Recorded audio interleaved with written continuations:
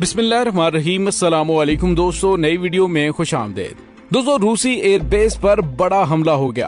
Putin ने America को एटमी हथियारों से निशाना बनाने का ऐलान कर दिया, जबकि रूसी फौज ने अपना ही जहाज मार गिराया। हालात इंतहाई कशीदा। रूस यूक्रेन जंग तीसरी आलमी जंग की जानिब बढ़ने लगी।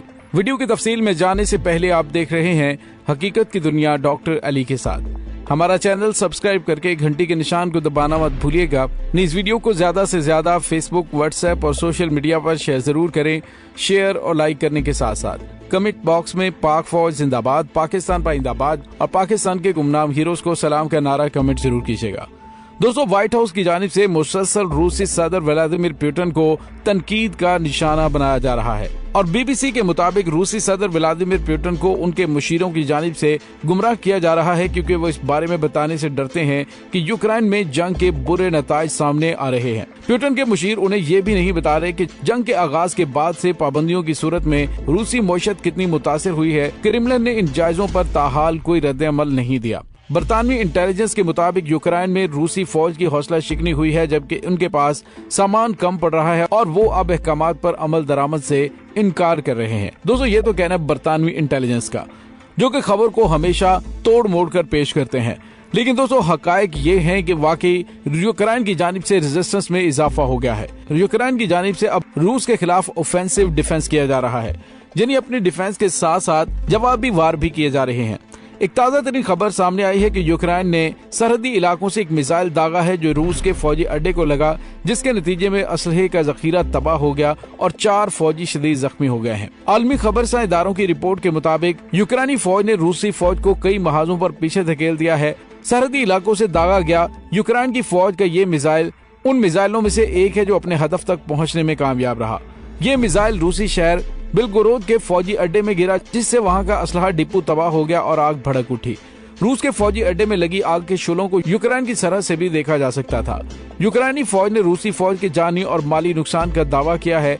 रूसी फौज ने यूक्रेनी फौज के मिसाइल हमले में किसी किस्म के जानी नुकसान की तरदीद की है, अलबत्ता बताया है कि हमले से 4 अहलकार जख्मी हुए हैं, जिनकी हालत खतरे से बाहर है। दोस्तों, ये तो हो गया यूक्रेन की जानिब से किया जाने वाला हमला। अब सवाल ये पैदा होता है कि आखिर यूक्रेन जिसके पहले हमले नाकाम हो रहे थे, अब ये हमले अचानक कामयाब कैसे होना शुरू हो गए।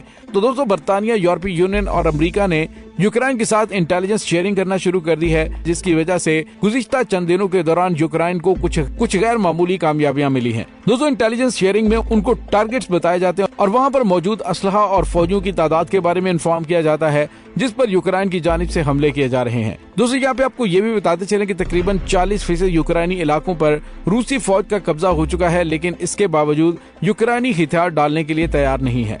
इसी सिलसिले में गुज़िश्ता रोज यूक्रेनी सदर व्लादिमीर ज़ेलेंस्की ने वज़ीर आज़म पाकिस्तान इमरान खान को भी टेलीफोन किया था, जिसमें उन्होंने जंग बंदी के हवाले से इमरान खान को मुसालत करने और किरदार अदा करने के लिए कहा था, क्योंकि इस वक्त वज़ीर आज़म पाकिस्तान इमरान खान ही ऐसा कर सकते हैं, क्योंकि आलमी सतह पर उनका इमेज जंग का नहीं बल्कि अमन के दाई होने के हैं और रूसी सदर व्लादिमीर पुतिन के साथ भी उनके अच्छे ताल्लुकात हैं, लिहाजा उन्हें भी किरदार अदा करने के लिए कहा गया है। दोस्तों, दूसरी जानिब नाटो अफवाज रूस के इर्द गिर्द के हमसाया ममालिक के करीब अपनी तादाद को बढ़ा रही है और अपने तबाहकुन असलहे और जंगी तैयारों को भी भिजवा रही है।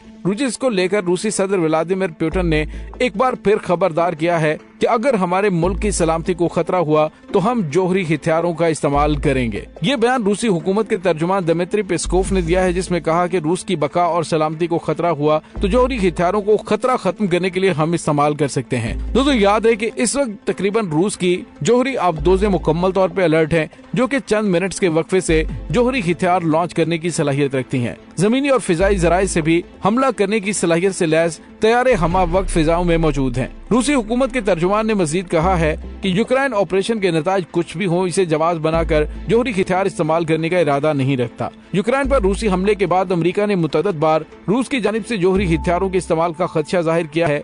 दूसरी जानिब रूसी सदर पुतिन ने यूक्रेन के सदर की जानिब से पेश किए जाने वाले अमन मंसूबे को मुस्तरद करते हुए कहा कि यूक्रेन में रूस मुखालिफ ताकतों को कुचल कर ही दम लेंगे। दोस्तों, रूसी सदर व्लादिमीर पुतिन की जानिब से अमेरिका को एटमी हथियारों से निशाना बनाने की धमकी ऐसे वक्त में दी गई है कि जब रूस और यूक्रेन की जंग दिन ब दिन बढ़ती जा रही है, क्योंकि अमेरिका और यूरोपीय ममालिक की जानिब से यूक्रेन को हथियार और इंटेलिजेंस शेयरिंग की जा रही है, जिससे रूस को काफी ज्यादा नुकसान उठाना पड़ रहा है। दोस्तों यहाँ पे आपको ये भी बताते चले कि आज एक खबर बरतानवी जराये से सामने आई है जिसमें पता चला कि यूक्रेन में रूसी फौज ने गलती से अपना ही तैयारा मार गिराया है। यूक्रेन में लड़ने वाली रूसी फौज के हौसले पस्त हो चुके हैं और वह अहकामात पर अमल दरामद नहीं कर रहे। दोस्तों ये बरतानवी इंटेलिजेंस के चीफ की जानिब से बोंगी मारी गई है। हालांकि सैटेलाइट तस्वीर से पता चल रहा है कि यूक्रेन के 40% हिस्से पर रूस का कब्जा हो चुका है।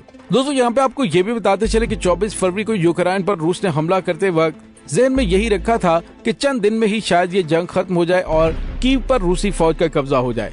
अमरीकी फौजी तजियाकारों का कहना है कि एक माह बाद ये जंग अब खित्ते में अदम इस्तेहकाम की जंग में तब्दील हो गई है, जिसमें रूस यूक्रेन की मुजाहमत को कुचलने के लिए वहशियाना हरबे इस्तेमाल कर रहा है। उन्होंने कहा कि हम अंदाजा लगाते हैं कि रूस मुमकिन तौर पर जंग बंदी की जानिब बढ़ेगा, यूक्रेन की सप्लाई रोक देगा, उसकी बहरा असवद तक रसाई रोक देगा, आखिरकार एक कहत को जन्म देगा, क्योंकि यूक्रेनी किसान इस वक्त अपनी फसलों को संभालने से कासिर हैं। लेकिन ये तवील जंग रूस के लिए कितनी ज्यादा महंगी होगी।